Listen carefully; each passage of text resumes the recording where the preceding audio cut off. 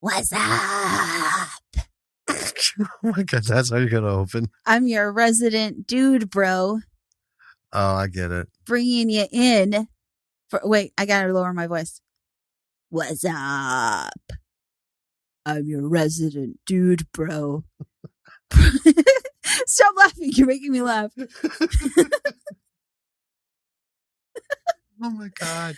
Bringing you into this very manly film. I don't think that's fair. I wouldn't say it's manly. Okay. I think it's a 100% male perspective film. Sure. Yeah. Yeah. Because, if it were all manly, there wouldn't be any crying at all. There is a lot of crying. There's a lot of crying. A lot of crying in this movie. Like an actually unhealthy amount of crying. And that's not a machismo thing. There's just a certain level in your life when you're crying this much, something's very, very wrong.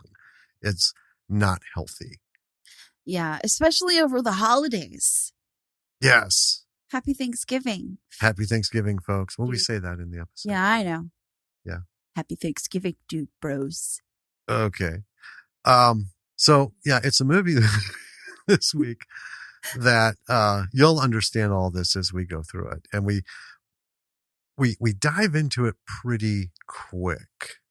We do what this is all about. This is true. Yeah, so it's not like you have to wait towards the end. We really kind of start tackling things during the movie summary. Well, you can't silence us in our thoughts and feelings. No, because it's our show. We got nobody to stop us. Yeah, so stop trying. Wait, somebody been trying? No. Okay. But if someone was thinking about it, stop thinking about it. Oh, yeah, there we go. Stop thinking about trying. Because we're going to expound on our thoughts and feelings. Just don't do it. Which are strong. Yeah. in this episode. And if you've listened to the last couple episodes, you should know you don't want to engage me. Yeah. You're wild. Yeah. And if you're feeling like there's something missing from your life and you need your asshole split to the base of your skull, send me a note and say, hey, let's have a phone call. I love it. Yeah. Anyway, inside joke. It's okay. There are lessons. There are lessons. For this movie. Yes. And it's not one of those that lessons are born from all bad things. Mm-hmm. There's a lot of good lessons for good things. This is true, yes. But there is a glaring lesson. One big old whopper of lesson. Yeah, I don't want to say one. There's a super whopper size one, and then a bunch of giant size ones, and then a whole bunch of good ones. Yes. Yeah. But there's two particular elements that you're going to have to listen for. Yeah. All right. Should we dive into this episode?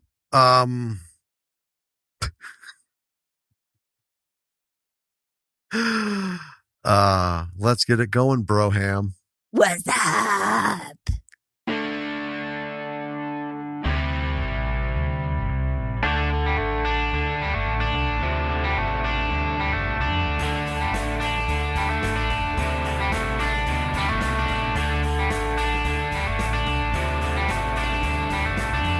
Hey, B-Siders. Welcome to another episode of Bravo for the B-Side. This is Jim. And this is Danny. Yes, it is. Yeah, it's me. Yeah. We have a movie. Well, I don't want it to be a reflection on the movie itself, because I think if we had done it any other week, we wouldn't be as bitter about it. Right. So this is our Thanksgiving week episode. Happy Thanksgiving, everybody. Happy Thanksgiving. Hope that you eat a lot of food. Yeah. And safe travels and good family stuff. Here's the thing. So we picked this movie because we wanted to do a Thanksgiving Yes. movie, right? Themed It around is. kind Yeah. of thing. It's hard to find indie movies that are centered around Thanksgiving that are not Thanksgiving. Right. So we found this bad boy. We did. Um, so there's a Thanksgiving in it, Yes. right? Yes. Um, There is. but it doesn't. It takes place around Thanksgiving. Well, yeah, literally around before and after. There's like 5 minutes of screen time dedicated to things. I thought it was more like 2. Yeah. It's a quick dialogue and then it's done. So It wasn't very Thanksgiving-y. no, be that as it may, this is, it, when we get to the description, Yeah. it'll, we got fooled. Bait and switch. So before we begin, I guess I'm going to start with a lesson. Don't bill your movie as a holiday of any kind film unless it's actually about the holiday. If a holiday happens in it as just like one little point, then it's not a holiday film. Well, I mean, I would say the movie Die Hard is more about Christmas than this movie is about Thanksgiving. I'm with you on that one. It's just a bummer. We were really kind of, we don't have time though to, watch To a be movie. like, oh, scrap this. It isn't about Thanksgiving. Let's watch a different one. Right. So this is what you get, folks. Yeah, you get this. You're getting this. So anyway, that's the lesson I want to start with. If, except for Halloween, because a horror movie is a Halloween movie, period. Whether That's it takes true. place on Halloween or not. It could take place on Christmas. It could. And it's still a Halloween movie? Yes, it is. Yeah. As many of them are. Yeah. Anyway, we'll get to that in a moment. So last time we mentioned the foams. The foams. On the wall. Yes. Yes. Done the foams. Well, I say we. The royal we. The royal we. But it was all you, baby. Yeah. I sorted some as you pulled them down. Well, and that was helpful because there's just one less thing to do because going up and down the ladder, with all the stuff in here, it was a bit of a thing. But occasionally you need to, we started with a set number of sound foam. Yeah. And, then we, order another batch. They're not quite the same. Order another batch. And things just kind of started going all cattywampus, especially that last batch, which we threw the whole thing out. I hate throwing out like $80 worth of, yeah. We've also sound moved panels. spaces with these foams. Yes. But anyway, it's all better now. It's all better. It's all Everything's okay now. Well, new adhesives. I mean, 2 years. Yeah, that's true. They've, they did the trick. A couple of them were getting a little wonky, but, so, yep, you had to peel all those 3M tabs off and put them back up. And there's like, I don't know, 150. I don't know. The stack was easily taller than me. There's a lot. Anyway, so yeah, I just wanted to bring that up because it's something I did. And I just want everyone to know about it. Congratulations. Yeah, thank you. Well, and also this time, instead of MacGyvering shit onto the walls, I actually built them around. I made spaces to hang things like our UC Irvine certificates for the Walking Dead statistics thing and Gambit and stuff. Mm-hmm. So yeah, it actually looks like everything in here was meant to be. My Tommy's gone. I moved Tommy, I thought. Where's Tommy? He's well, over there. Yeah, he's staring over your shoulder now. Oh. Yeah. I don't. Well, that's just a small, that's a huge space to leave for that little picture. And plus, where he's at, that space is just there, without Yeah. MacGyvering stuff again. I might just stick him onto a phone. Hey, let's talk about a movie. This is a podcast about yeah. indie movies. Yeah. Is there anything going on this week? Just a lot more information on the whole Alec Baldwin thing. Yeah. And the shooting, and now it's gone.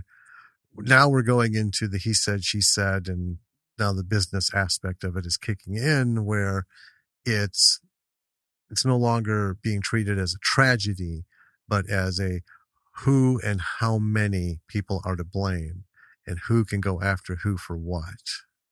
It's a tangled web. It's getting very, I don't know what the word is I'm looking for.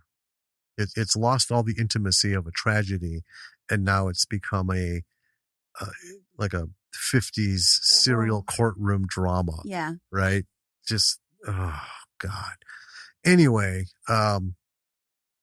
again, listeners, if you or somebody, you know somebody, or you know somebody who knows somebody who can help affect changes in the business regarding this kind of thing, please put the effort in.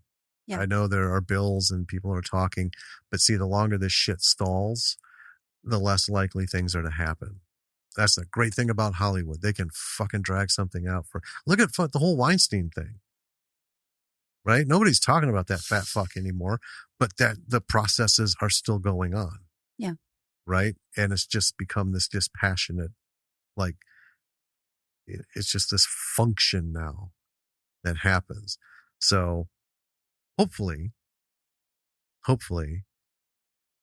it will change quickly. Can I talk about something personal? Please do. Okay, two things.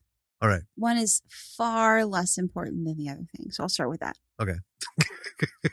I've been painting a lot of miniatures lately. You have. And this week, I mean, you get into a kind of a groove where you paint them and you're like, okay, yeah, that's cool. I did another one. Yeah. But I did one this week that I was like really proud of, just because it turned out exactly how I wanted it to and not like slightly off from how I wanted it to. Right. Looks really good. Yeah. Yeah. Thank you. I'll make up somebody to make use of it fittingly. Yeah. I'm going to take a little glamour shot of it and post it. There you go. Another thing, and this is more personal, and this I actually kind of waffled about talking about for a little bit, but I think that it is a good thing to talk about it. Okay. So this week, our child came to me with a problem. Oh, yes. She has a friend at school who had been talking about self-harm and suicide and lots of stuff that really troubled her, our child. Mm-hmm. And she and I had a nice long talk about it, like real long. And out of that talk, she decided that, because she had been waffling, like, do I tell someone? Do I, right? What do I do? And she decided that she was going to tell an adult that she trusts at the school, mm-hmm. who has a little bit of agency, right, in it. Right. I mean, telling us is one thing. That's great, but we don't know this kid or their parents or, Right. And it's a school counselor. So she told the school counselor, and then she was very anxious and upset for the rest of the day. So she came home and, took a little bit of a day for herself, but mm-hmm. she was anxious the whole day that her friend would be mad at her. But she ultimately decided that it was better for her friend to be mad at her than the alternative. Right. And I'm very, very proud of her. Oh, well, yeah, we both are. Well, yeah. Well, yeah, I know that you are. But I just think that, if you, I guess, I don't know what I'm trying to say. Like, just. You know what? So here's the thing at, so 12-year-olds have a hard enough time talking to anybody about anything, Yeah. mundane, right? Yeah. But add into this level of seriousness. I mean, this is a big deal.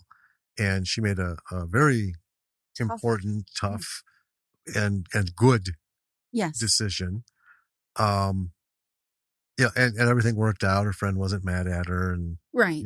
it's and she's going to be, her friend is going to be addressed Right. with these issues so that nothing bad happens. If I hit this fucking laptop one more time with my hand, I'm going to lose my shit.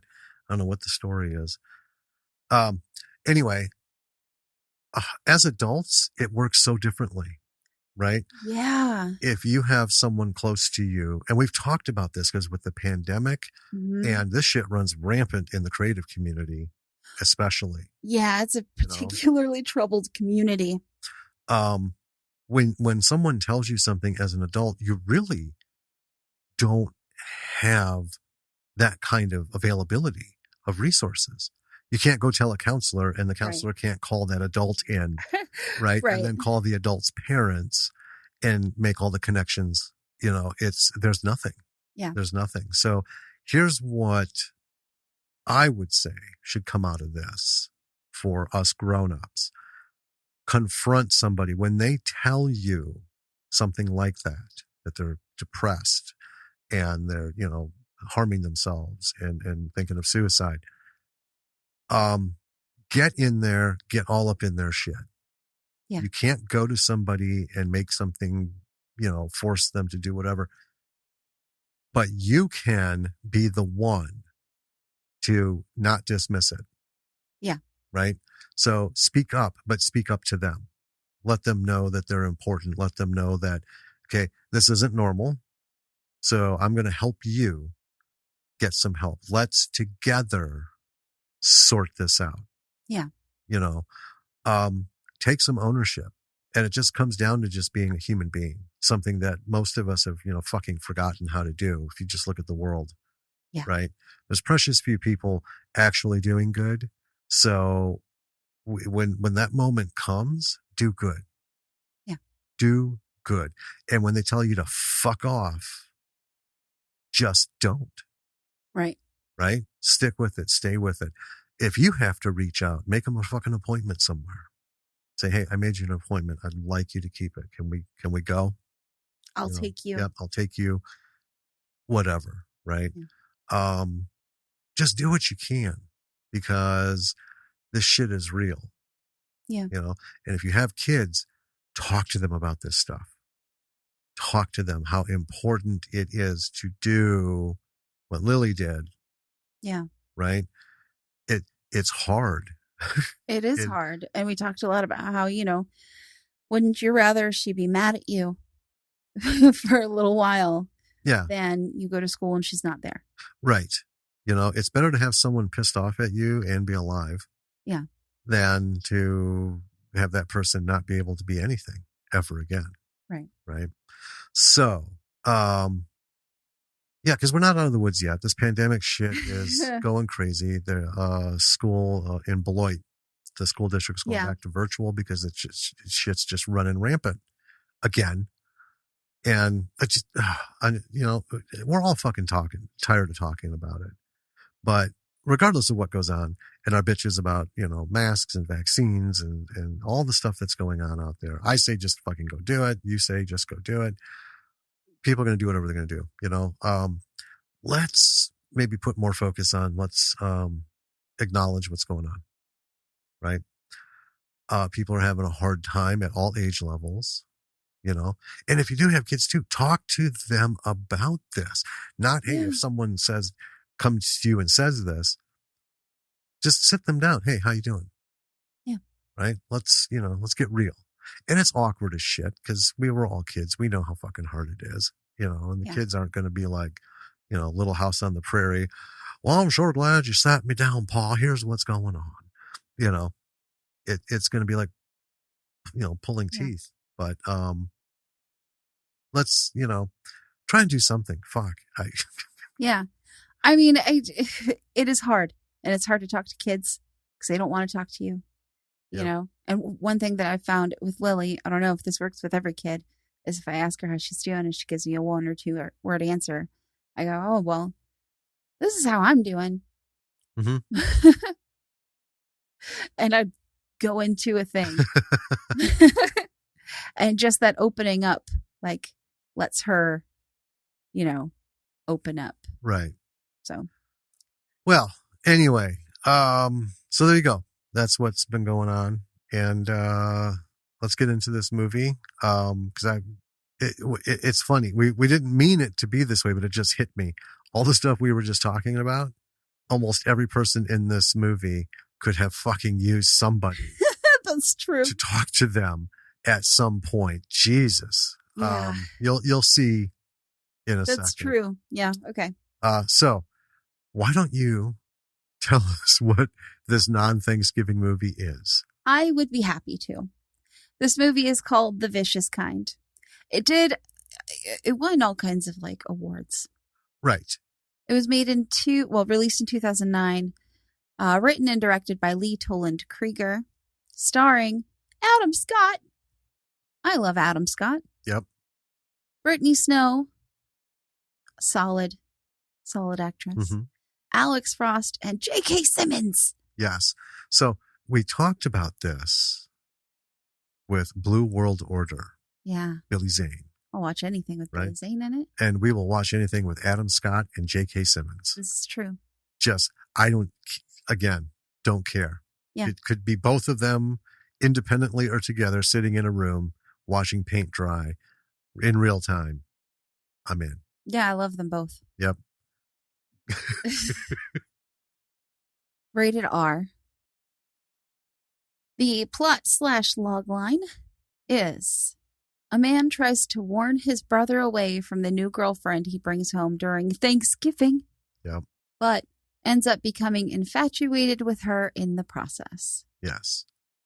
And I mean, that's fair. That's accurate. It's accurate. It's not encompassing. Nope. But that is what we're dealing with. So you can see just from reading it. It's an awkward holiday movie. Yeah. That's what it sounds like. And then the trailer also makes it seem like an awkward holiday movie. Yeah. Yeah. It's just awkward. It's a little bit of holiday movie. It's more than awkward. Well, yeah. Bring us in, baby. All right. So we open up with a guy smoking a cigarette in a diner. And he looks rough. Troubled. Worn. He looks rough, worn down. Just like he's been through something. Yeah. Right? And then another fellow comes up, sits with him. So the first guy tells the new guy that all women are whores. This was an interesting conversation. he just goes in this whole big diatribe. Yes. Of how all women are whores. And then he mentions some family, so I'm thinking this might be his brother. And it is. And the brother's name is Peter, and our smoking dude, not fan of women, is Caleb. So Caleb is clearly older than Peter. Peter has a new girlfriend. Caleb is not thrilled about it. Sounds like Peter is in college. That becomes clear. Mm-hmm. He met this woman at a frat house. And it's funny because they have this big, this is like 10 minutes. It is a while, yeah. Right. Peter, through the whole thing, keeps saying that she's a good girl. Right. But then, it's all women are whores. Caleb is... He does mention that she left her boyfriend for him. Right. That didn't help Caleb's argument. It did not help. Well, it didn't help Peter's argument. Yeah, against Caleb's. It was ammo for Caleb. Yeah. So anyway, Peter eventually gets frustrated and then asks for the keys to the car so he can go out and sit in it and wait while Caleb eats because Peter's just not hungry anymore. And then he leaves to go sit in the car. And then Caleb is just really rude to the waitress, like random. It's so random. Yeah, he's a dick. Yeah, like first class dickbag, you know? Yeah. Jesus. And then when he goes outside, Peter's not in the truck. And then there's this fucking around like brothers do. And then Caleb does the old start and stop shit as Peter tries to get in. Yeah. Like 5 times. Yeah. You know? He drags it out for Like a while. once is, it's funny. Twice is, you're kind of a dick. 3 times is like, asshole. But, 5 times, like, fucking dude, mental issues. Right? Yeah. So eventually they are on their way somewhere and they show him driving. Caleb just looks, he doesn't wrecked. Yeah. It's not getting better. Peter ends up nodding off here and there. And then after he wakes up at one point, he asks Caleb if he's not sleeping again. Well, because Caleb falls asleep at the wheel. Well, kind of that. Thing. And Caleb reveals he hasn't slept in a week. So that would explain why he looks so rough, right? Then Peter's knocking on a door, and it's his girlfriend's house. And then she comes out, and Peter introduces her. Her name is Emma, to Caleb. And Caleb is a real dick about everything. Yes. About this whole meet and greet thing. And then they start talking about who should sit where. And this is in the trailer. And it's one of the things that caught me is he's just sitting there. He's like, he goes, I can hear everything you're saying. And they keep talking. Right. He's like, I'm like 4 feet away from you. I can hear you. And they just keep talking. And at this point, Caleb is just not a very likable person. No, he is not. And you mentioned, we love Adam Scott. Adam Scott, he is, okay, fell in love with him in Parks and Rec, right? Oh, who couldn't? Because Ben Wyatt is like the sweetest dude. And funny as hell. And just like so buttoned down and nerdy. And it was delicious to have that level of, to have a nerd. Yeah. Right. And so we love the actor, but he plays Caleb. And I hate Caleb. I know. It's wild. And we've seen him in so many other things. Yeah. And he's been a not good person in some other things. Right. But we're not used to seeing him just be like a hardcore dick about everything. Yeah, for what seems like no real reason. Right. Just, anyway. Oh, so Caleb is a construction worker, we learn. Yes. So on the drive, he and Peter are bickering a little bit. And then we learn that Caleb is driving them to Caleb and Peter's father's house, but he's not staying. He doesn't get along with Dad. So he's just dropping off Peter and Emma and then leaving. So they pull up to the house just like barely in the driveway.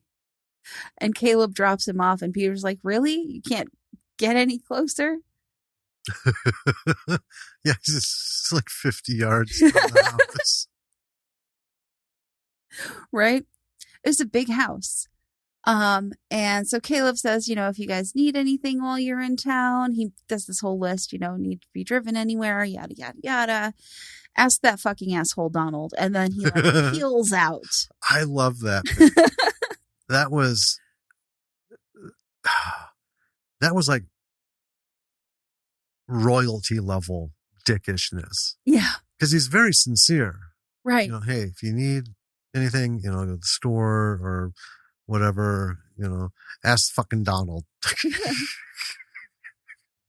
Zoom. Yep. So they go in and we meet Donald, who's played by J.K. Simmons, and he immediately takes a liking to Emma, and dives into like really crass questions. Yes. To Peter. Yes. Which I was like, isn't he your dad? Oh boy. This is wildly awkward. But Peter just like isn't having it. And then at dinner, while they're talking like with Emma at the table, because when they're talking earlier, she was out, she was, putzing around the house. Donald is talking about how pretty she is and, all this other stuff. And Peter, at one point, tries to talk about her academics. Like he tries to steer it into that. Right. But that doesn't last very long. Goes No. right back into crass conversation. And at this point, I'm like, comparing Caleb to Donald, I was like, boy, the apple doesn't fall far from the tree, I guess. Because Donald's a dick too, but in a different way.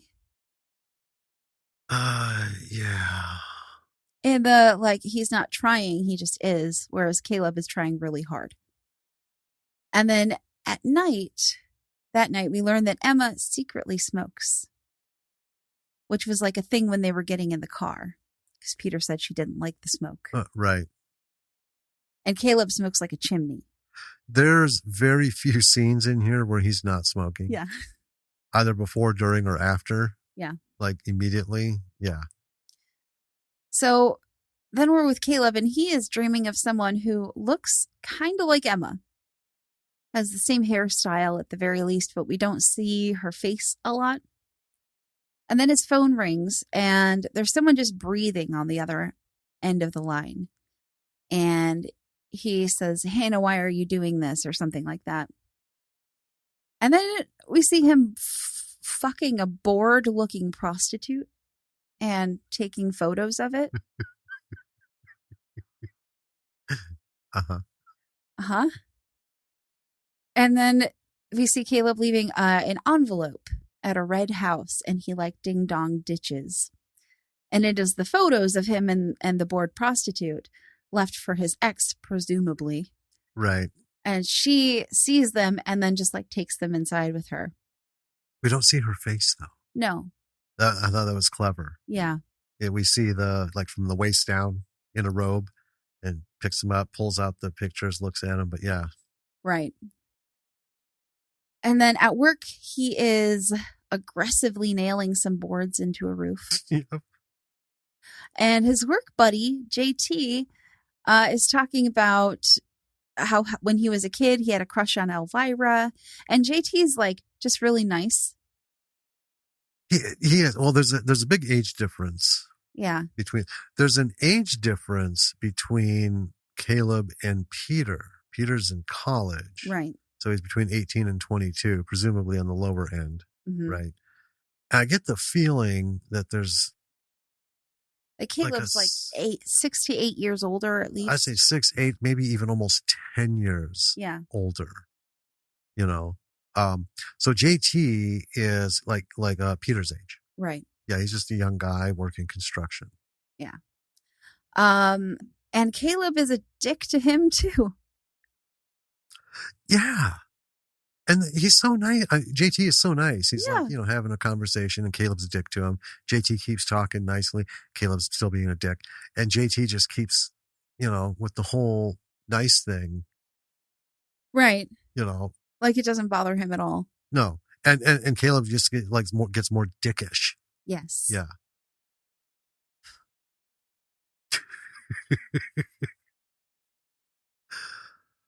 Oh God. So after we get to see Caleb being a pretty big dick about, well, anything, we're back at the homestead. Mm-hmm. Peter and Emma are going out bowling. And a couple things happen here. Number one, I love this. Peter comes down wearing a long sleeve button-up shirt, a vest, like a sweater vest thing, and slacks and stuff. And his Donald, his dad, rolls in. Who's fucking dressing you now? Mickey Rooney? I love that. And Emma laughs a little bit. Yeah. And then Donald starts trying to push his bowling shoes on Peter. Like, you want to wear my shoes? No, hey, take my shoes. No, take my shoes. Let me go get my shoes. Let me go get them. Oh my God. What a piece of work. While he's talking, and this kind of sets up who Donald really is. Mm-hmm. Peter says, hey, it's not our fault you got kicked off the bowling league. Right. And then Donald calls the head of the bowling league a faggot. Yup. Bam! He sure does. So that bomb just went off, right? And then he goes into this whole thing about how he's not a homophobe. He loves the gays. But just not like that. Not like that. And then he got kicked off the bowling team for making some kind of joke. They didn't say what it was. Thank fucking God. I didn't need to hear any more details. I think we can guess what kind of joke it was and that he was rightly kicked off the bowling league. Yeah. Jesus Christ. So there's Donald, ladies and gentlemen. Yeah. So they finally get out at the bowling alley. Peter and Emma are having fun. They're bowling. They end up kind of like doing a little dance, in the lane. Yeah, they're very cute. Yeah, and they're just, fucking off, having a good time in a little town where the bowling alley is the only good time that there is to be had. Right.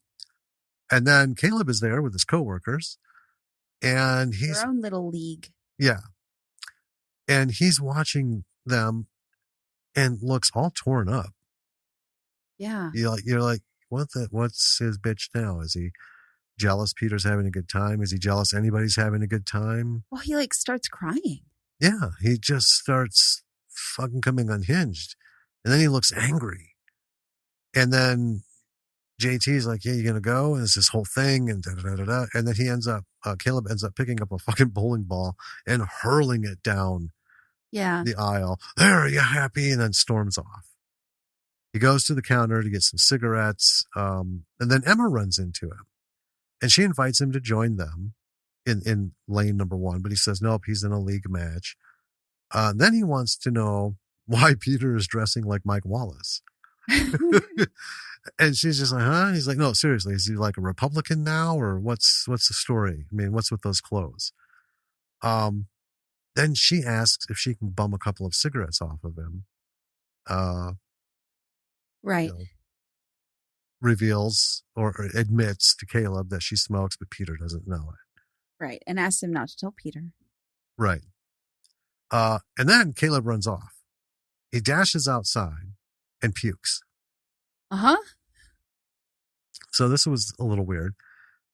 So the next day, JT is giving him shit for disappearing on them during the game. Or no, another coworker. Right. It's actually his boss. Yeah. Yeah. I just had him as a coworker. So yeah, his boss is giving him shit for disappearing during the game, and he's the uncle of JT. God, don't get blah, blah, blah, blah. And then he tells Caleb to lay off of him. He's like, you want to prove to the world that you're an asshole, that's fine, but lay off JT. He's a good kid, right? And yeah, that was I respect that. And then he invites Caleb over for Thanksgiving and then tells him it's not really an invitation. Fucking be there, 7:00 kind of thing. And goes into this whole thing about, I don't know. Do I want to talk about it? He says his niece gives great head. Well, he says his niece will be there. She's ugly. She's not very pretty, but she gives great head. And then Caleb's like, I don't want to get into all that. He goes, oh, no, so I've been told. Yeah, this is the point in my notes where I wrote these words. I've never seen a script scream written by a man more. Yes. Like, so. Okay, hold on. Yep. It's all yours. Hold on. This isn't what guys say. This is not the kind of thing guys talk about to each other, is it? Okay, well, see, you're being very general. Okay. Because the short answer is yes. It is? Yes. Now, it's a level of people. I don't know. I'm not part of that. I would not imagine that. Well, and never was. My friends were, and I just like, you're fucking stupid. And I, right. would, leave. And it's not that I'm better. That's not how. There's so much going on in the universe, right? At any one point in time, I could think of a million other things to talk about than something like that. And I would never, ever. This like stopped me I had to pause to just like, okay, what just happened? What? Right? First of all, how, what, how do you find out your niece gives great blowjobs? Right? I get it's a little town, but fucking still, right? I don't understand this. And so anyway, so that whole fucking thing happened. It did. So anyway, he's basically promising Caleb, if you come over, she'll fucking do something with you. Later, he's storming through the small grocery store. Mm-hmm. I mean, storming like asshole brigade at 80 miles an hour, just stomping through. It was kind of funny. And then he runs into Emma again. He asks if his dad is there too. And he keeps, is Donald here? Is Donald here? And it's fun. He actually starts to fall asleep while they're talking. Yeah. It's just, she's talking. He's just like, his eyes close, open, close a little bit longer, open again, jerks awake. Then when he jerks himself awake, he gets nasty as fuck. Really nasty. Tells Emma he doesn't want her to fuck his brother up. Calls her a whore. She's a whore. I mean, he really gets into it. And then he assaults her basically. Yeah. Grabs her by the face, squeezing her face and everything, getting all up in it and yelling at her. I mean, she's just bawling. It threatens to kill her. Right? I just wrote, Jesus Christ. Yeah. All right. And then after this whole fucking debacle, then we see him outside in his truck and then he starts crying, sobbing. Really? Yeah. What the fuck? Yeah. And then he sees Emma leaving the store, and he runs out after her to apologize. Right. Freaks her out again. Yeah. And he starts crying, asks her not to say anything to Peter or especially Donald. And then she just fucking punches him. Hell yeah. I just wrote, yes. Yeah. This whole situation is fucking weird as hell. And then later, he's alone in his place, smoking and, staring out the window. If I were this sweet girl, Emma, I would call a friend or a relative to get me out of this place. Like, this is the point at which I would be like, hey, I'm going to leave. Yeah. Because I'm an adult and I can do that. Well, apparently, so Caleb went to go pick them up because the trains weren't working. Right. Yeah. Yeah. I tell you what, yeah, if I were her, trying to call someone, I'd have gone like directly to the sheriff, just to the edge of fucking town. Drive me. Yeah. She's done absolutely nothing wrong except for secretly being a smoker, which, whatever. Right? Well, she's got tits and a vagina. So in Caleb's book, everything is wrong. Yeah, everything is wrong. The epitome of evil in the universe. Right. So yeah, after her weird fucking encounter with Caleb, she's drinking wine alone at night in the family house. And smoking on the porch, and she sees Caleb pull up in the driveway. And the porch light isn't on, so he doesn't see her, right? She's just kind of standing there, and she watches him pull up, and then he's like sneaking toward the house. Yeah. And she's like, Caleb? And he slips on his ass. He wipes out. I love it. Yeah. He's got a camera around his neck. And she asks him why he called her a whore at the grocery store. And he's like, you don't care why I'm sneaking around the house with a camera around my neck? And she's like, not really. What's your fucking problem? And he offers her a cigarette. Mm-hmm. So, yeah. So they have a cigarette, and he tells her that Peter told him that she cheated on her boyfriend to be with him. Right. And that he himself was cheated on, and he hasn't slept in a week, and he's been out of it. sleep deprived, doing weird things, talking to trees, and he apologizes. And she says, I'm not a whore, basically. Right. So then we see Donald biking beside Emma while she's running.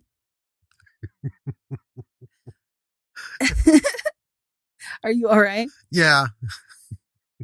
And he asks her to stop so he can have a breather. Okay. All right. All right. Let's take a break. Old man needs to slow it down a bit. I don't know. There's something about JK that just, he does those little moments, regardless of the character. Yeah. Just so fantastically. It just cracked me up. I find him really charming. Like in this movie, he's an asshole, but just, in most of the roles I see him in. Right. He's really charming. So she asks about Peter's mom, who we learned died when Peter was 12, but he hadn't seen her for like 2 years prior to that. And Donald is kind of reluctant to talk about it, but eventually does kind of open up and tells her that the mom was having an affair. He asked her to leave, and the boys and him refused to see her after that, like point blank. Right. And then she got cancer and died.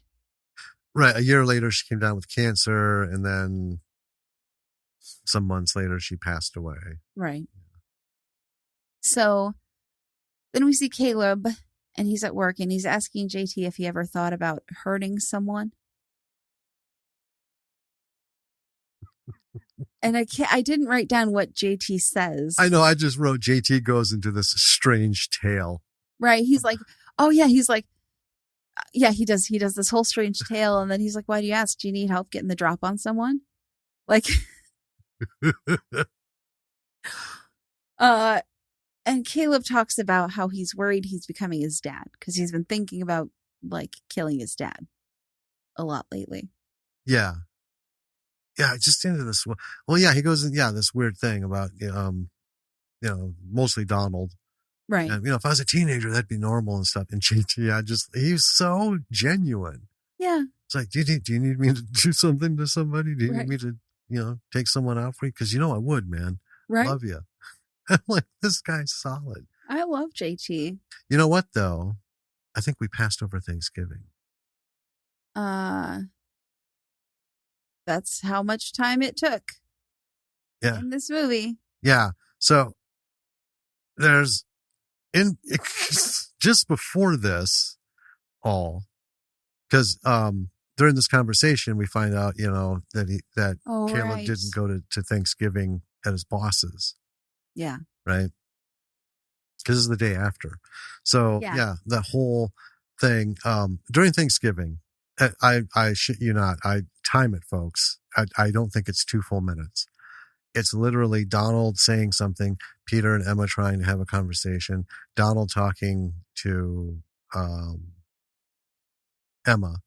Oh, and then he's like joking about her mom. He's like, oh, is she, Oh, is she an alcoholic or something? Or no, well, no, she said, well, no, she's still with my father and they're alcoholics. And then a little exchange. And then he just gets crass for a second and then we're done.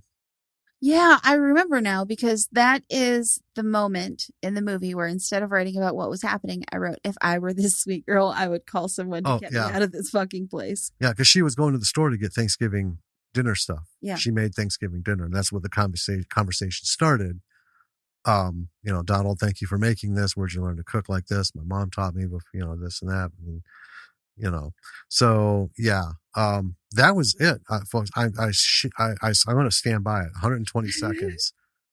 Yeah. Of Thanksgiving. Not at all. We're making it worthy of mentioning in the log line. Right. Right. Woof. Anyway, so please continue. Sure. So then we're back at the house and Donald is making some chicken on the grill and he's burnt it to a cinder. It looks like, because we watched so many bad horror movies and stuff lately. Yeah. Just for like background noise and stuff and for fun, not for the show. A lot of Tubi stuff that's out there. And It reminded me of like some little alien pod, you Yeah. know? Clunk, clunk. I'm like, what the fuck? Right. So they hear a noise and Donald just like wigs out. These fucking raccoons. And he runs in to get a gun. Oh, yeah, behind some weird little wooden shed. Yeah. Yeah. And pulls it out and starts shooting. And it's actually Caleb who scrambles out from behind the shed. He was apparently in the trees taking pictures. Right. And Donald tells him if he trespasses again, he'll shoot him. They have a very terse conversation. Yes. That's very monosyllabic. Yes. Up until Donald says, if you trespass again, I'll shoot you. Yes. So later, Caleb, Emma, and Peter are at a restaurant. Peter goes to the bathroom, and Emma and Caleb have this weird talk. And through it all of a sudden he like lunges over the table, grabs her by her head, right? Yeah. And kisses her forcefully. And then sits back. And then Peter comes back and she's just like, yeah. You know. And then we see Caleb driving them back to Donald's. As they get out, Peter asks if he can talk to Caleb. So, yeah. Emma goes in to wait for him. And he tells Caleb that, Emma wants to have sex. Peter's a virgin. And they get into this whole thing. Caleb isn't much help. No. He's kind of dickish, big brotherish at the same time. Well, yeah. Talking to Peter, he says, "Be careful about her. I've caught her looking at me." Yeah, a little projecting there. What? I don't know. I stopped trying to figure fucking Caleb out way before this. He's just fucking. You can't even call him like bipolar. No. He's just all over the fucking place in ways that I don't even know. So anyway, after that failed attempt at, getting some help, Peter and Emma are smoking a joint in the bathroom. And they end up talking. They're in the tub. Well, she pulls them in. We learn that Caleb saw their mother in the hospital when she was sick. And when Donald found out, shit went bad. And they haven't spoken since. Right. Meanwhile, Caleb has fucked a hooker. Yeah, he's with the bored prostitute again. Yeah. And is now really nasty to her. Yes. Right?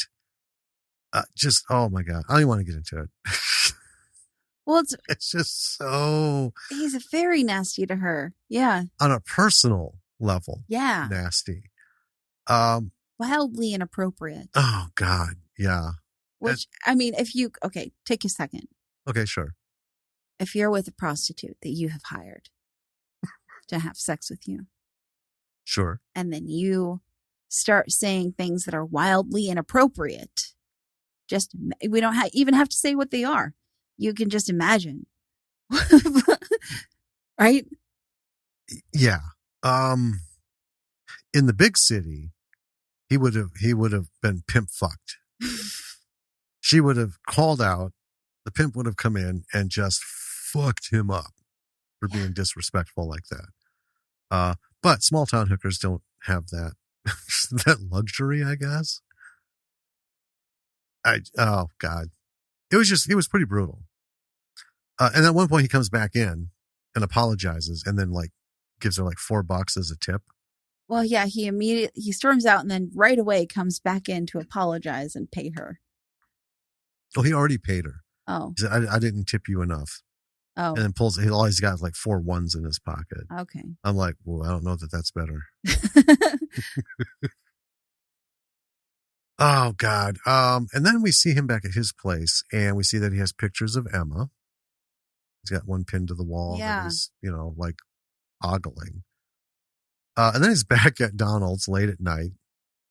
He falls asleep in the truck and we get a lot of images of him and his ex. And we do see some clear face shots. She does look a lot like Emma. She does look a lot like an older version. Right. Right. And it looks like they had like a thing going. Pretty good thing. But, that's how all these things are. It's kind of like, Mark Maron's older show, Maron. There's the episode where he's talking with his ex-wife and they're remembering things very differently. Yes. Yeah. So, of course, he's seeing all the good shit, right? Like there was no ills or evils. Yeah. We don't know exactly what happened. Except for he said that she cheated on him. Right. And we don't know if his dickishness is part of him or if it's like PTSD from this whole relationship ending thing. I don't know. I don't know. I get I don't know. Anyway, so he snaps awake and Emma's out having a cigarette. And then he goes and he apologizes for kissing her earlier. And then Emma's locked out of the house. And she's wildly uncomfortable. Yes, she just wants to go in. She's like, asks if there's another way to get in the house. Caleb shows her a trick getting through a side window. And then he goes in first to pull her up and through. Mm-hmm. For some reason. I think it's like you weren't. She's in long johns. Yeah, but. Yeah, I know. He literally stepped up like a foot. And she could have done that. But anyway, so he goes through, pulls her through, ends up falling back. She lands on top of him. And he tries to kiss her again. And then she says she never wants to see him again. And then there's these weird shots of both of them, things going on and stuff. Ultimately, Emma ends up going to where they came in through the window, lays down on the floor and masturbates. I don't know if it's where they came in through the window. Yeah, because they showed the window. Oh. They didn't close it. Oh. Yeah.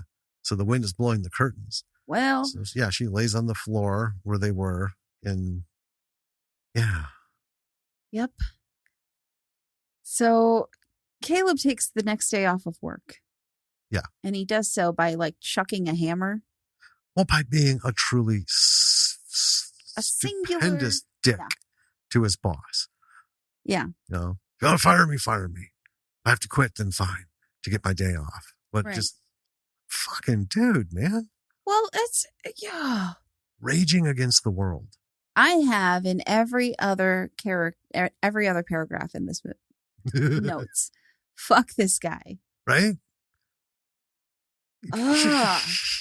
There's so much that isn't included in what we're talking about too. That's like subtextual in the movie that just like infuriate me. His dickishness, folks, what you're hearing us talk about, literally multiply it by 10. Yeah. And that's all the unaddressed shit. And then take that and multiply it by another 5. And that's all the subtext of everything that's going on that he adds into there as well. Oh. Truly just a dick.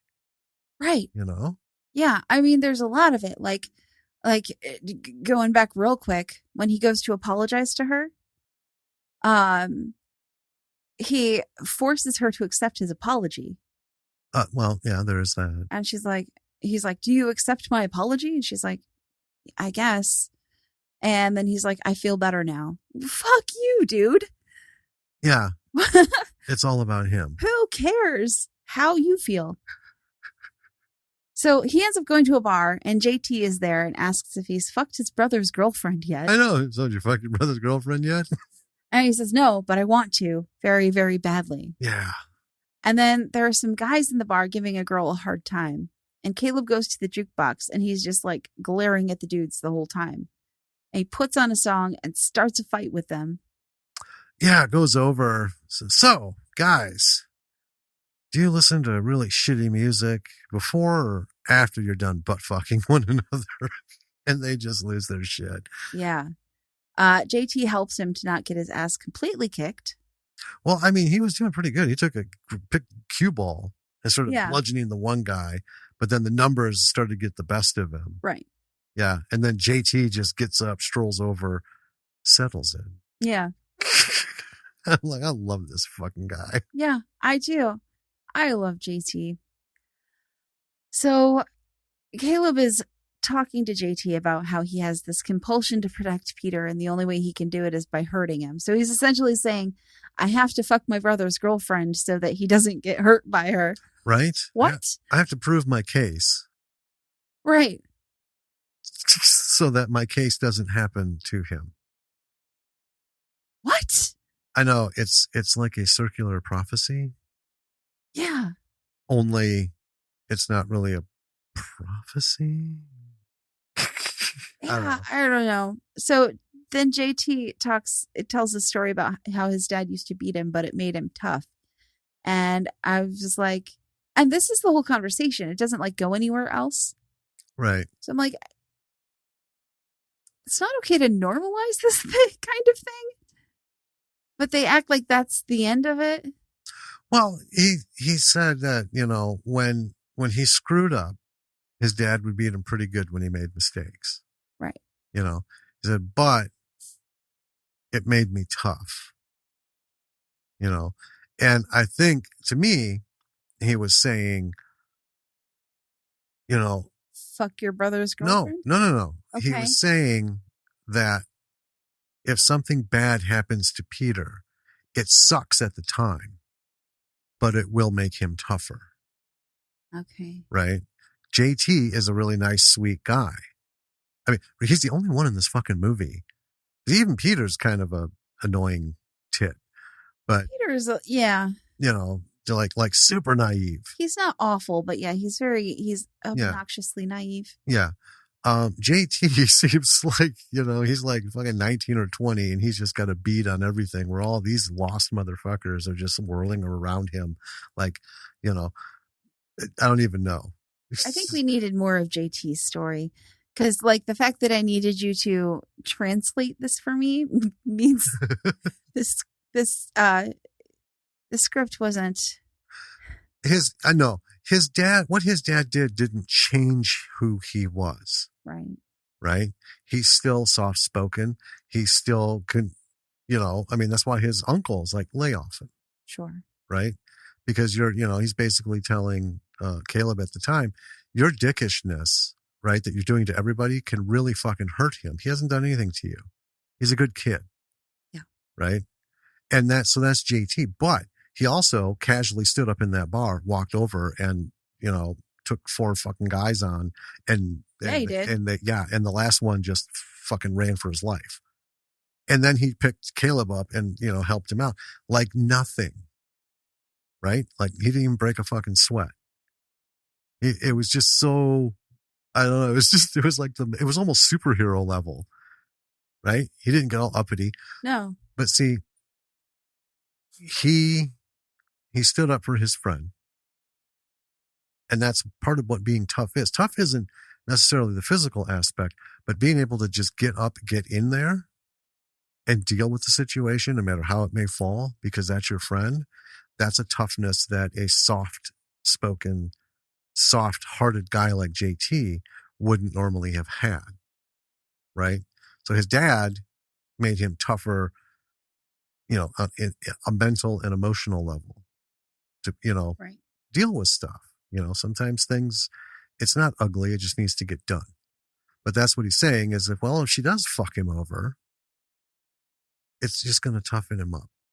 Right. We learn from things that happen to us.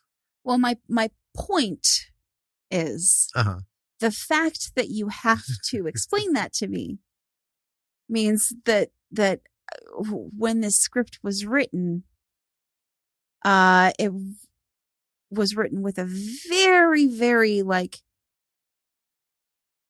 narrow point of view. It was written from a guy's point of view. Yeah.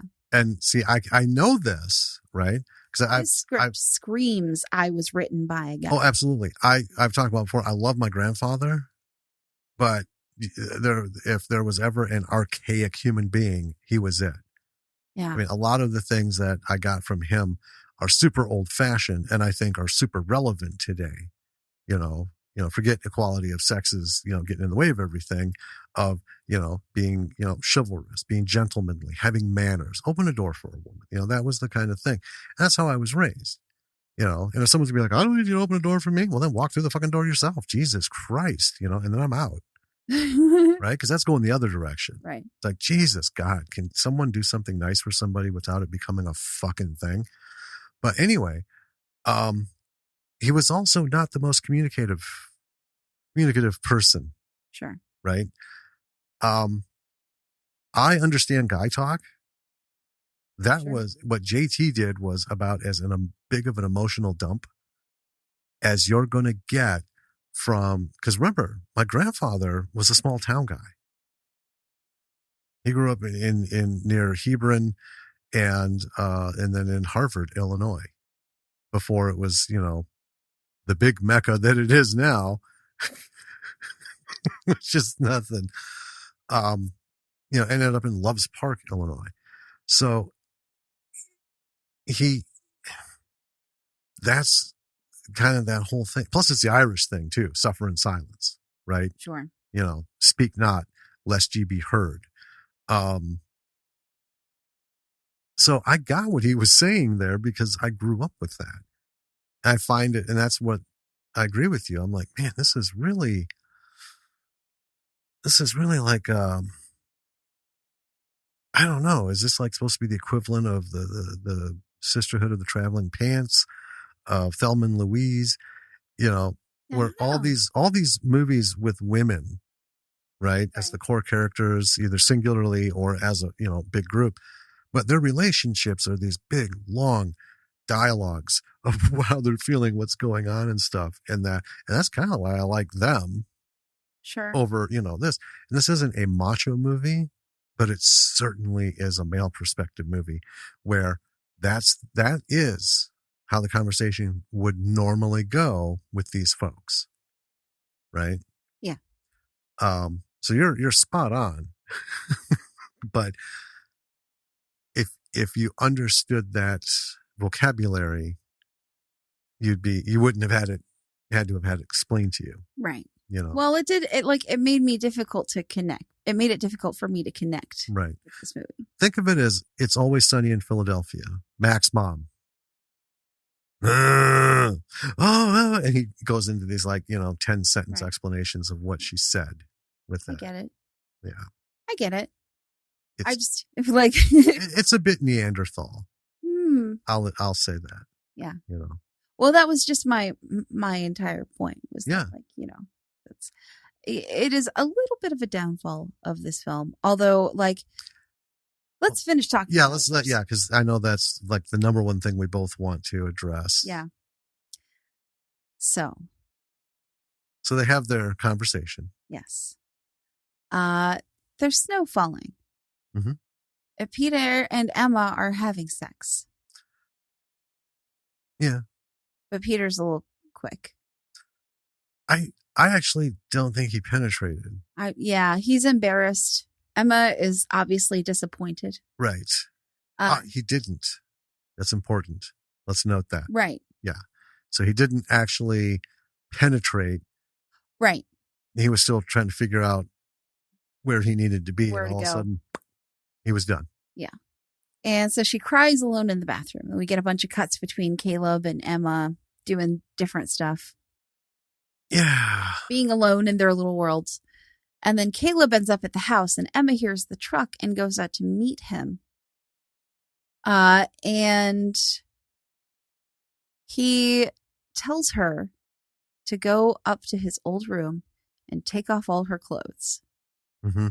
And I was like, really? Is she going to? Because she goes up to his old room. Yeah, she does. And she clearly thinks about it for a little bit, but she doesn't. She is about to leave. She starts to. Right. But then she stops. And then he comes in. Yeah. And there's a moment where they both sort of stand there and just look at each other. And I actually really liked that moment a lot because, it's gross and weird, but the way that they're looking at each other, the performance from both of those actors Oh, yeah. is like, are we really, is this happening? Yeah. Right? Yeah. I want to talk about that. Oh, okay. Okay. I'm sorry. It's okay. Then she kisses him and they have what seems like very angry sex. Yeah, it wasn't really hate fucking. No, but it's pretty violent. But it's not, oh, I've wanted this so bad. No, it's like, It's here I come. it's like I've been starving all day and someone threw a slice of pizza in front of me. Yeah. Right? It's like that. Yeah. Imagine the way you would eat that slice of pizza if you hadn't eaten in a week or something. It's kind of like that. And then afterwards, she asked him why he was the only one to see his mom in the hospital. Because he is looking at old photos. Well, he hasn't been in his room for 8 years. Yeah. Do you want to bring us home? So yeah, he is looking at photos. He's like, I haven't looked at these in 8 years. That's how long they've been not talking, he and Donald. Mm-hmm. That's how long ago. So that would put Peter at 20. Right.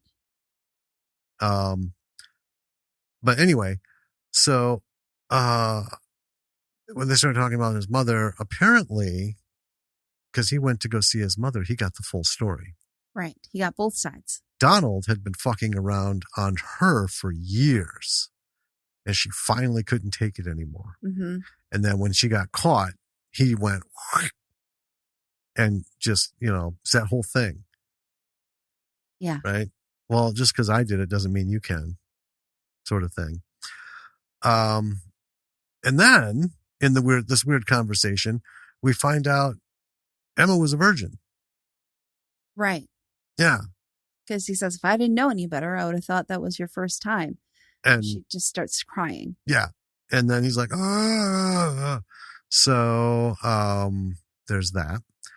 Then he leaves saying Peter is in love with her. He's his brother. It's like, I got to go. Peter's right there in the next room. He's in love with you. He's my brother, for Christ's sake. This fucking guy. Right? What the hell? And then he goes out, he closes the door and he's standing there, right? And then we pan over and there's Donald.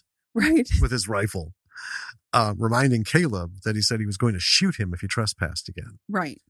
And then he asked if he fucked his brother's girlfriend. Yep. And then he asks if Caleb is going to tell Peter or is he? Or is Donald, right? Yeah. He's like, are you going to tell her or tell him or am I? They start having a small talk. And then Peter comes out. So they hide in a closet. At the end of the hallway. Yeah, which is actually, it's a kind of a closet, but it doesn't have a door. It has a curtain. Right. So there's that. Which was kind of a clever way to like keep the camera behind them and see them and then also see Peter in the hallway. Yeah. Caleb, while they're in there, tells Donald that he isn't going to say anything to Peter. Or Caleb's going to tell Peter all of Donald's secrets. Yeah. And that kind of ends that conversation. Mm-hmm. And then Peter in the room, such a hard time with this. He's in there and he's all, I want to try again. So he wants to try fucking again. And I wrote, ew, ew, ew, ew. God, if there was any dimension to her character and she's going to fuck him after fucking his brother, right? Well, okay. It is. And I don't mean that she cheated on with his brother. I'm talking, biologically, right? She's full of his brother. And then she's going to go in and, okay. I want to weigh in here. Please do. Because it is gross. The other kind of aspect to it, though, is that, like, what is she going to tell him in this moment? BB9's flashing at me. See, you thought I was kidding. They just fucking wake up in here weirdly. He hasn't come off of that in like months. I know. Well, I'm surprised R2's not fucking going, because there's nothing worse than sitting here getting in the zone on something and then having these two fucking out of the blue. Yeah. Shit myself every time. Yeah. Sorry. Anyway. What's she supposed to say to him in this moment? What's she supposed to say? Yeah. Tomorrow. Let's just. They're leaving tomorrow. Well, then they can go to his room or a hotel or something. This is the last night that they're here. You know what? I don't care. I'm sure there's something. Anyway. Is that it? Yeah. Okay. Anyway, let me reemphasize. Ew. Then we cut to the next morning. Emma's awake in bed next to Peter. Naked. And she looks like she just got zapped with a cattle prod up her ass. She should have called somebody way earlier in this movie. Right. This doesn't look good at all. And then Donald is driving them to the train. Peter's got this like dumb fucking grin on his face. You know what it made me think of? Did you ever see the movie Twins? No. Arnold Schwarzenegger, Danny DeVito. Oh, fucking wonderful. Oh, wait, yeah, I have. So, Arnold Schwarzenegger's character, right, was brought up in this lab or island perfect environment, but he'd never had sex. Right. Right. So this 30-something-year-old man, when he ends up fucking Danny DeVito's girlfriend's sister, they pan over to him, right? Yeah. And he's just like, and that's the same look that Peter has. Yeah. You know, and I get it, right? Emma, however. She's not okay. No. She looks like she's just been shot in the back of the head. Yeah. I mean, she just looks fucking pained and miserable and, oh.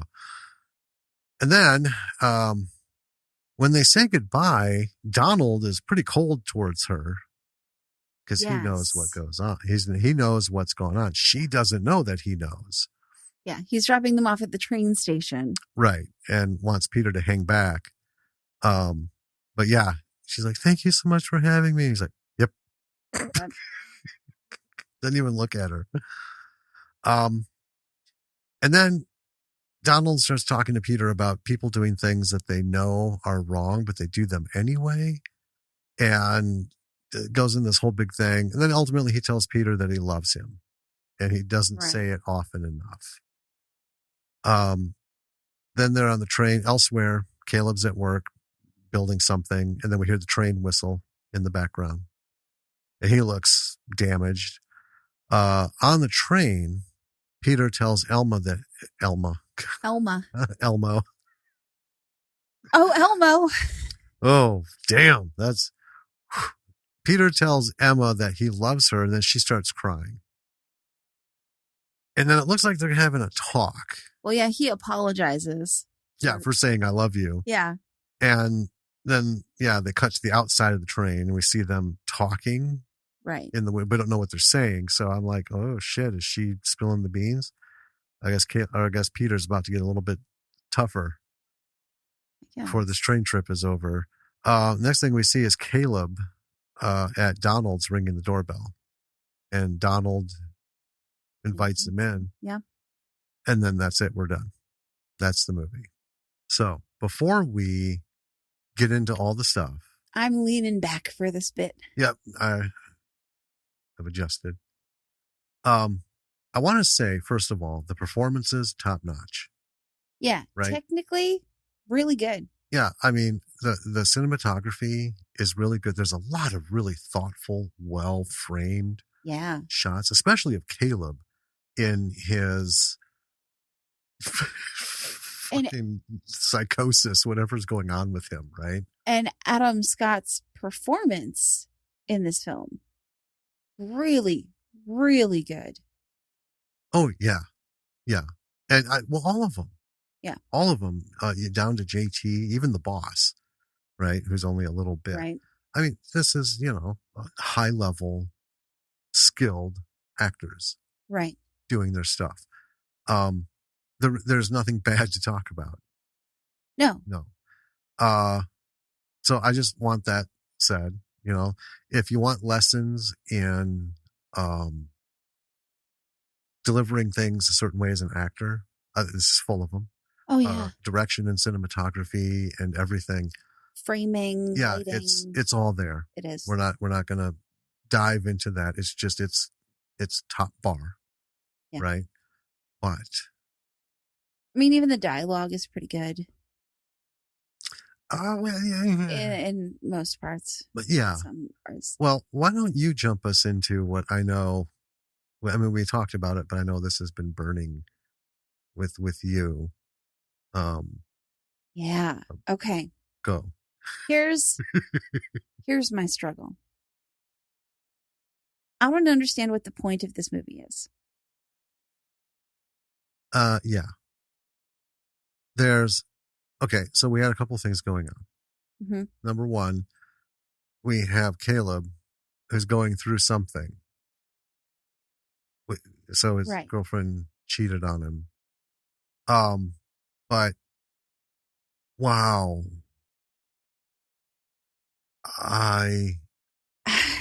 There's no point in this where he overcomes that.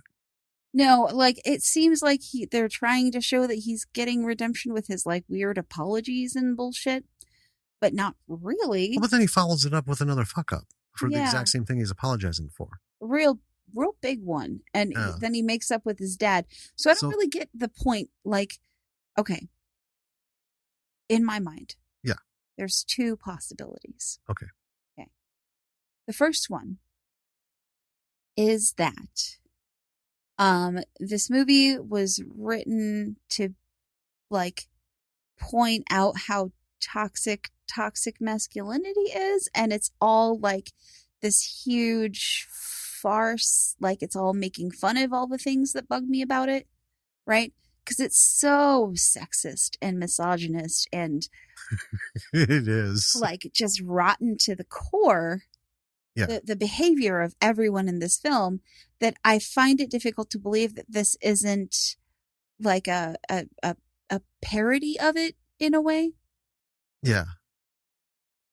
But I don't think that's the case. Like, I want that to be the case, but I don't think that's the case. I think it is like attempting to be a parody of it, but not seeing the other many problems that are just inherent in it from the perspective that it was written from. I'll just go on and say it's not a parody. Okay. I mean, it that is troubling, but I'm not surprised. It hints at that it could be, but see, here's the thing. Other than the reconciliation of Caleb and Donald at the very end, nothing good comes out of this movie. Well, I mean, there's no anything, right? Yeah. Yeah, I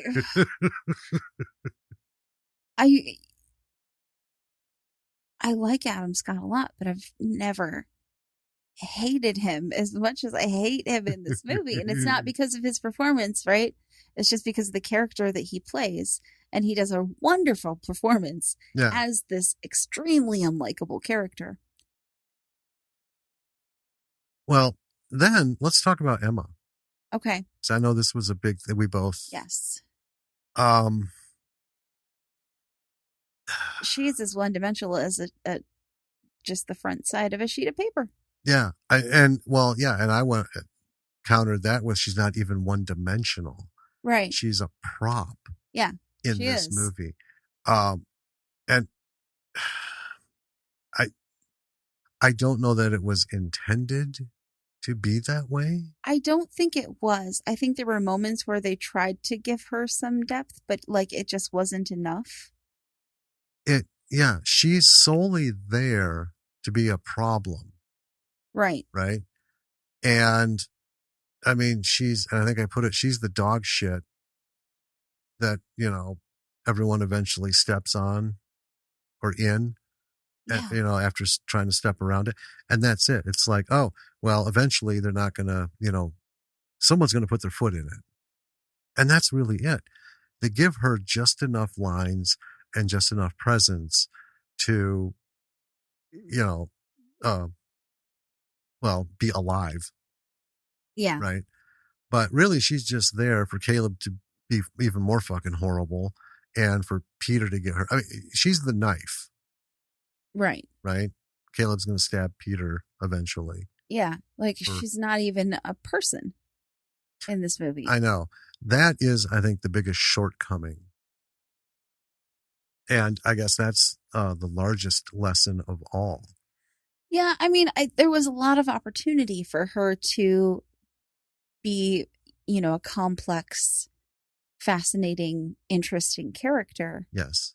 And you don't have to be a bad person for that to be the case. No. Right? Right. Because everyone who's moderately interesting in this movie is, awful, except for JT. Right. Well, here's where it threw me. It's about Caleb and her. Right. I mean, that's the log line, right? He's falling for her. I was expecting a lot more exchanges between them. I was expecting more from her. Right. Right? Like there's nothing at all signals why she would run out of the house and kiss him, and I mean hard, and then go up and fuck him. Right. Nothing. He physically assaulted her and then sexually assaulted her with the kiss. Yeah. And called her a whore a dozen times. Right. And then his apology was like, you accept my apology, right? Yeah. I haven't been sleeping. This is fine, right? Yeah. And she's like, okay. And he's like, great. Now I'm all better. Thanks. She's like the sounding board for his narcissism. Yeah. I don't know. There were a lot of funny moments, right? Oh yeah. There's humor. And again, I think it just, there's a lot of reasons it should have won awards. Right. And I didn't look them up to see what specifically they won. I think Adam Scott got best lead. Okay. So yeah, I mean, for that kind of stuff, yeah. But as far as like story, if they got an award or even a nomination for a story, I'm not sure, but I don't want to, Yeah. Well, if they did, they didn't deserve it because this is not a good story. No. The huge opportunity to flesh Emma out into a fully evolved Peter should have been the prop. I think so, yeah. Right? But we had more interaction with him and more depth with him throughout the whole film, either him and Donald, him and Caleb, or just him and Emma. Yeah. Right? Everything happens in real time with Peter talking about this and that and that. Emma only ever references, well, I told you this, you knew this about me. And it's very plain. Yeah. Right? Like, what is the story with her fucking parents and their alcoholism? Right. And what was that all about? See, it was mentioned a couple times. I think we could have dove into it a little bit. Well, okay, in real life, right? Mm-hmm. I think in real life, a situation like this could happen and it's fucked up and fucked up things happen. Well, yeah. Right? Yeah. But this is not the point of cinema, right? I'm not saying every movie has to end happily, right? But every movie, like there's a reason that you're making a film. There's a point that you're trying to make with your film. Yeah. And I have no idea what it is for this movie. No. This goes on that slippery slope. I've mentioned before, very few people are writers and directors. Mm-hmm. Very few people have, how to direct a film doesn't mean you know how to write a film. Now, we've had a few really good examples, right? David Ryan Keith. Yeah. Hilton Ruiz. They knock this shit out of the park. Yeah. They are writers. Yeah. and they can direct movies, right? But we have had way more instances of folks who you shouldn't do it. And if you're going to, bring somebody in to rewrite your script. Not saying that you need it rewritten, but bring someone in that you trust to just fucking look you straight in the eye and go, this isn't worth wiping my ass with, if that's the case. Yeah. Right. And have them go through it so they can point things out to you, because it seems like Mr. Krieger just doesn't get emotional depth. Well, yeah, it's like he wrote the script, and if he asked anybody, he brought it into a boys' locker room somewhere and was like, "Hey, what do you guys think of this?" Yeah. Now, so let's say that the whole setting, okay, so this is a very rural area. Yes. I will go on record as saying that in most rural areas, there's rampant sexism. There's not a lot of equality. Yeah. It's a lot of old generational shit that gets handed down and down and down and down. Right? Right. I get that. And that was passable here. That was presented, plainly accepted. Okay. Well, there is sorry, I'm interrupting you. Go on. Oh, it's okay. But with that, I will just come back to Emma. Yeah. Right? We should have had way more of her and her story, and her not fucking reacting to everything, but actually taking shit by the reins now and then. Yeah. Right. And again, I don't know, what is it about this horrible, abusive, toxic human being that made her want to spread her legs? I have no That's idea. what I don't get. Is she fucking damaged because of her parents' alcoholism? Is it something else? Is that the shit she's into? I mean, because let's face it, there are women who they fucking thrive on this kind of being treated like, absolute fucking dirt. Whatever. But I don't know anything about. Doesn't seem like she's that kind of person, but we don't know enough about her to know that. And we should. Right. We should know. Here's the thing. I'm going to put this out there. So you have a man, you have a woman, whatever their circumstances, whatever. Okay. For men in general, right? The only motivation to sleep with someone is if they take off their clothes and spread their legs. That's all that's needed. And anyone wants to argue that, just, all right, there's, 25,000 years of evidence of that backing me up. So give it up. Now, for a woman to initiate that, there needs to be a buy-in. And I'm trying to figure out, what the fuck is it about Caleb that would make her buy in to him? Right? Yeah, I don't know.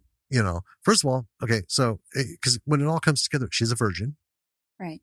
So it's not like she's, missing a little pickle tickle here and there because Peter doesn't know what he's doing. Right. Well, so there's nothing to me that would motivate her to at all dive into this. Well, and that's the other thing is like that Peter and Caleb are on complete opposite ends of the spectrum, right? Mm-hmm. Where Peter is, let's face it, pretty milquetoast. Yes.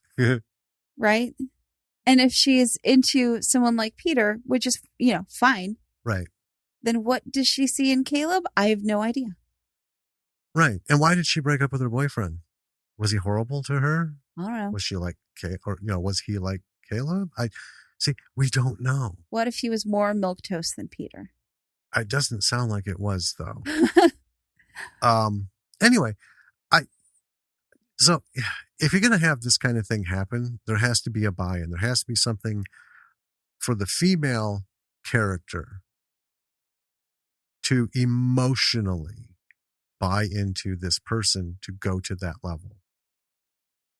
This isn't like fucking, the 70s where men or women, everybody fucked everything at the drop of a hat because it was stylish to do so. Right. Sure. But that's just the simple fact of it. Men and women are different, and men don't need all this buildup and all these checklists They're Well, just like, well, can I fuck it? Caleb had a lot, right? Like she looks like his ex, and he also it has this weird like masculinity issue where he wants to protect his brother by fucking his brother up. Yeah, that old that old chestnut. That old chestnut. Here's something that I think is kind of wild. This is one of the wildest moments in the movie for me when Caleb is talking to Peter and saying, "Oh, Emma's been giving me looks." Right. Um, Peter mentions in that conversation that he brought her home for Thanksgiving because he thought that meeting his family would be good for their relationship. And I was like, Peter, my dude, have you met your family? Because if I had your family, That I wouldn't. It's wild that he thinks that. well, here's the other thing. To answer to that, um, so Caleb, was he different, and how was he different before that big event? Right. Right. So, because I thought about that too. Like, why the fuck would you? Why did this be good for anybody? Unless you hated her, like I gotta get rid of this bitch. Why would you You bring know? someone home to that? Okay. Yeah. Well, you know, did he not realize? I mean, he knew the thing between his brother and his father, Right. right? But did he know that Caleb was this insufferable prick? I had to have. Right. But that's just it. Was he that way before and now he's just like extra? Or did this thing fuck him up so much that he's not sleeping? Because here's the thing. We know that he has a problem sleeping. Mm-hmm. This goes far beyond, because this breakup was fairly recent. Right. Right. So Caleb has a history of not sleeping for long periods of time. Now, I tried to put that together as maybe that was because he knew the secrets of his dad, Okay. right?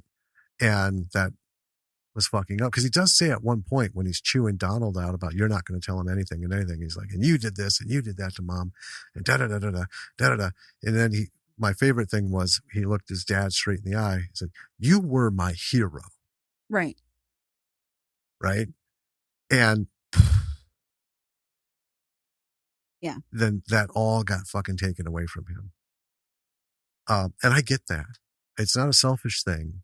You know, it's nobody's responsibility to be the person that other people perceive them or look up to them as. Right. Right.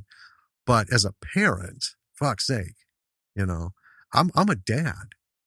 You know what? I absolutely want to be like the superhero to Lily, because that's kind of my job. Right. Yeah. I You get know, that. and, you know, to me, a good dad is like, so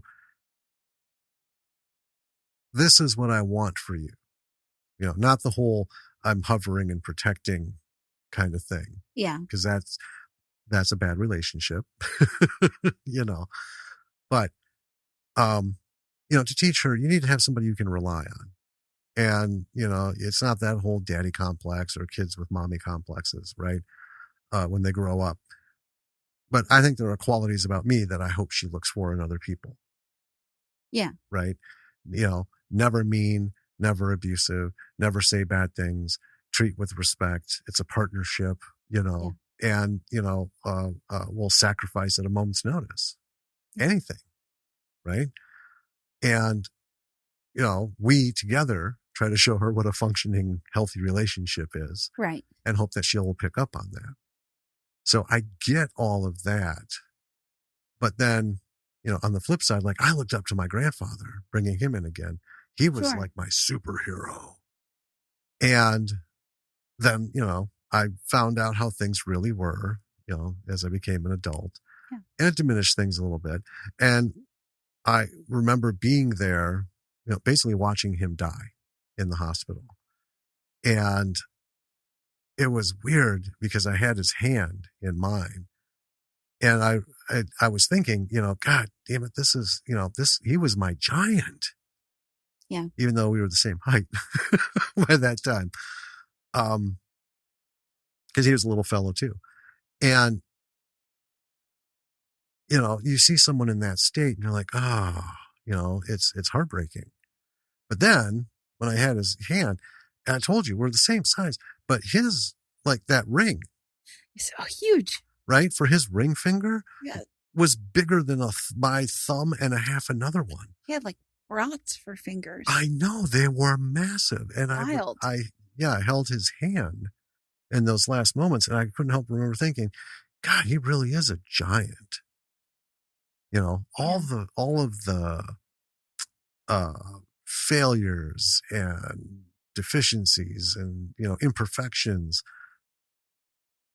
still, it's that thing, you can't fully take that away. So I understand what Caleb said and the emotion he had in his face when he said it.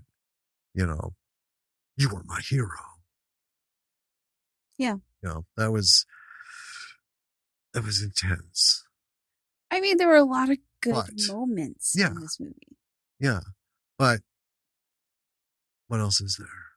I mean, Right. When we stopped, talking, it made me angry. Is that when, he started losing sleep? Why? There's so much we don't know. Yeah, and I don't want to put forth the idea that you need to handhold your audience and feed them everything, right? Right. But you have to give them a basic scaffolding, right? A basic framework. Yeah. To at least logically apply some things to. You know what I mean? Yeah. I just can't connect with any of these characters except in very brief moments. You know what I mean? Well, that's just it. We don't have, and we talk about backstory, blah, blah, blah, blah, Right. This one could have used a little bit. I mean, we just didn't. Hell yeah. There wasn't a buy-in for Caleb for me. He was just a dick. Yeah, he was just an asshole, like through and through, the whole movie through. Yeah, and other than him going, to Donald's at the very last scene, I don't even know how, we don't know if that's going to go well or not. Is he going there to tell him off? Is he, there was so much I would have done differently. Yeah, there is a lot I would have done differently. And I would have, it's just still that basic problem. Like, what are you trying to say with this movie? Right. When you're writing a script, you need to know what you're trying to say. Yeah. And I could think of like a dozen different things they could have been trying to say and a dozen different things I would have done differently. Like the whole thing with him going back. There is a point in an adult's life where things get so bad, they need their parent, one or the other or both, right? There can be, yeah. And I mean, well, who else has he got? He just fucked over his brother who left. and it seems like gone. Seems like his brother's not going to be speaking to him for a good long time. Well, I don't know. We don't know. Yeah, we don't know. Told him. Yeah. But that was the kind of thing was, has Caleb reached that point? He's got no one or nothing left. And the only thing left to do is go see dad. Not even try to patch things up right away. See what you can do. Just, because that's the thing about, being a parent at any age, when your kid comes to you, you should be able to do the parent thing. Yeah. Because there are times in life when that's all people need. I mean, that's what I hope I am for Lily. As she, a safe harbor. Yeah. Right? Yeah. Home base. When everything else goes, the Titanic fucking sinks, the lifeboat's got holes in it, and shit's just going south. Right there. Yeah. Mom and or dad, right? Boom. Yeah. 100%. Can depend on it, can rely on it. Might be the last thing in the world that you want to do. Right. Right. No one wants to, no adult person wants to go to anyone, and especially not their parents, right? I go, Matt, I need help. Right. Right. But, I mean, it's nice to be able to do that. Yeah. So if it was a redemption angle, reconciliation rather, that I would have done that will hold Maybe a lot of emotion. maybe we should have focused more on that angle. Maybe. Um,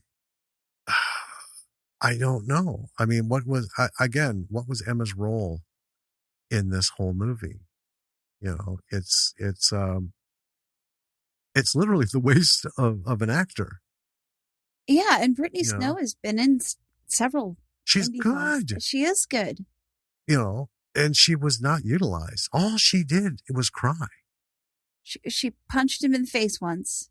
Right, but I mean, that's the most emotion that we've Mm-hmm. seen out of her. She cries. She cries for no reason. She cries before sex. She cries after sex. She cries just to cry. She cries because what he did to her. She cries at what she did to him. It's just like, God damn, you only hired her to cry? Is that what you think women do? Right? Is just sit around and cry?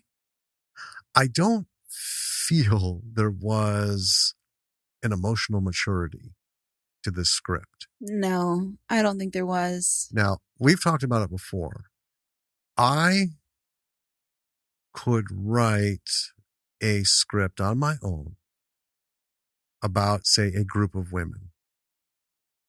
And I think, having been surrounded by my whole life and brought up almost exclusively by women, I think I have enough insight where I could successfully craft a story with a group of them. But what I could not do, and what I would not do, is attempt to write a script as a single character, as a woman, in any circumstance, simply because I'm not a woman. And no matter how much I've seen and learned and, absorbed, I wouldn't try to do that because I wouldn't be able to do it. Oh yeah, you don't know. I don't, right? I know that, periods are a bitch. I know that They're rough, man. some women are like, meh, and others are just like a sewing needles width away from hanging themselves because of the fucking pain and misery every month. Right. And then there's every level in between, right? Yeah. It's not just the inconvenience. It's not just this and that. Sometimes it's almost nothing. Like I said, some women are just, Well, yeah, it's different for everybody. Yeah, some are, debilitating pain and just a whole lot of things. So I know this. I wouldn't try to write about it. Right. It's not my domain. It just isn't. And that's where I think what happened here is it almost feels like this is a perception of how women behave. Right. Women are just strictly ancillary characters in the world. Well, yeah, she's too enigmatic, right? Yeah. Even in her lonely by herself moments, she's too enigmatic. It's as though nobody understands her. Well, we don't. Nope. I don't understand her. Nope. But I wanted to. But I don't like having to write my own stories watching a movie to make up for the deficiencies in the movie. Just see, like we talk about Blue World Order, so many different things going on. If they'd have picked one, it would have been kick-ass. Right. And you're like, stop with the story. There's too much. Yeah. And then you have Naked Lunch. What's going on? Which... Why am I watching this? I need to play some Angry Birds and give my brain a break.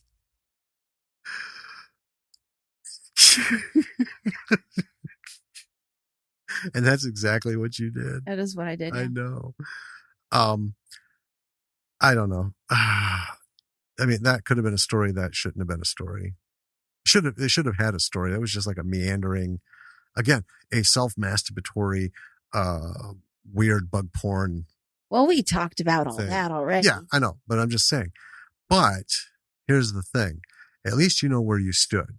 That's true. Right? In this movie, I didn't feel like I knew where I stood. And I wanted to, because when you see on the screen these wonderful actors. Phenomenal. Oh, right? They're so good. This whole group. And the cinematography was beautiful. Mm-hmm. You want to buy into it. Yeah. And in fact, you want to be like sucked into it. Mm-hmm. Right? I was aggressively trying to penetrate the borders of this story to figure out what is the story. Well, that's the thing. I spent the whole movie going, where is this going? And then the Right. movie ended and I was like, wait. Yeah. Did we ever reach a destination? No, I don't think we did. So did Caleb prove that all women are whores because Emma cheated on her boyfriend who she wasn't having sex with Peter, who she didn't have sex with, and then she cheated on Peter, who they almost had sex because she had sex with Caleb. So was that the point? Because if it was, then I would be immensely disappointed that I watched this film. Or did he make it a self-fulfilling prophecy? Well, that's what I'm saying. Yeah. Right. Are they showing that? And then Donald's whole thing, people, they know it's wrong, but they do it anyway. Because his wording. Here's what he says. I wrote down the exact wording because I was like, huh? Bring it. Sometimes people do things they know are wrong because to do the right thing would be too painful. Yeah. And so I didn't write that down because I didn't want to think about it.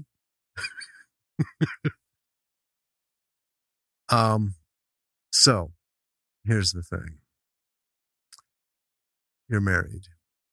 I am married. Yes, I know. To you. I know. I was there. Woo, me too. Okay, I'm sorry. So married or not, you're with someone, right? And you love them and you're building a life together. And I mean, Peter and Emma just met. Right. Basically, there's just a college, low-level dating thing. But even still, there's a level of commitment there. Yeah. Right. So anyway, at some point, I'm talking about Donald. You're married, you have kids. How is it more painful to not cheat on your wife? Right? Right. To do the right thing is painful. Right. I don't know that I buy that, but also I remembered earlier in the movie he used the word faggot. So I guess this does kind of make sense in a Donald sort of way. Right. Is it? Yeah. I'm so sorry. Keep going. No, keep going. I was just gonna say, but okay. That's basically it. Let's move forward. Do we need it to make sense in a Donald way? No. Let's move forward. How is it more painful to admit that you've been fucking around on your wife after you catch her fucking around on you because she's had enough of your fucking around in order to save did he love her in order to save a marriage to a person that you love? Maybe he didn't because he was fucking around on her all the time. But I would think that being honest would be easier than I would never talking to them again and learning that they were dying and then fucking up your relationship with your kids. There's the thing. So Donald, right? Again, we talked about J.K. Simmons has been all over the place. He has, just think back to Oz. Sure. Right? Yeah. This fucking guy, man, he can play just the worst shit, the funniest shit, the dumbest shit. Love him. Even on those insurance commercials for State Farm. Yeah. Right? I fucking hate commercials, but there he is. I'm in. And he only has like 5 seconds. Yes. At the end. Worth it. I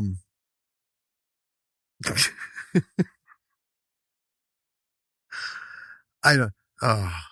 There's so much going on in my head right now. with all of this, I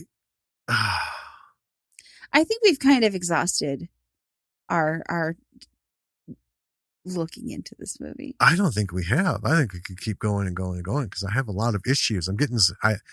There was a level of anger. Yeah. At the end of this, because I desperately wanted to know what everybody's issue was. But anyway, his whole thing in this movie, he plays this great character, or he plays this character greatly. I don't want to say it's a great character, right? But he does a great job as this character. But his double standard is right there. Yeah. Right? So I think what he said sometimes doing the right thing.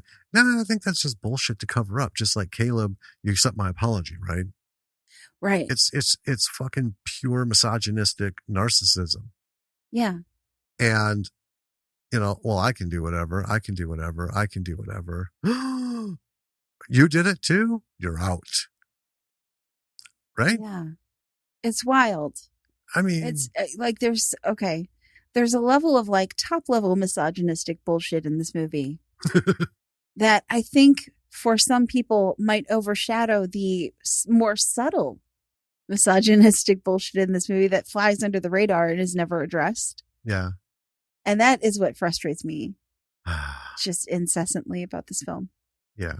So, strong performances, great examples for actors except for Brittany Snow.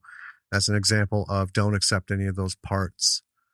I do want to say her she did a performance wonderful job. She did a wonderful job, but it went nowhere. That was a waste of talent. Yeah. Because the character itself was almost superfluous to the whole thing.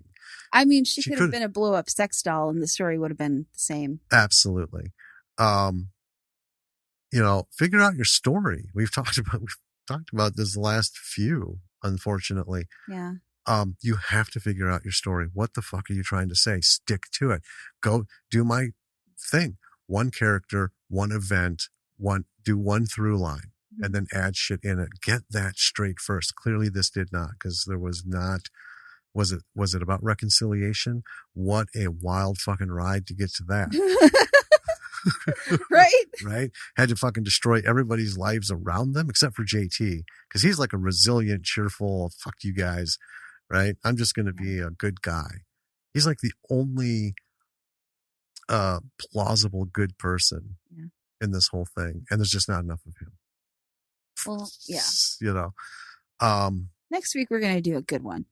We are. We have already picked it. It's one that we've seen. It's a long-standing cult classic. Because I said we got to make sure we do it, because if I have to watch another fucking disappointment, I'm gonna lose my shit.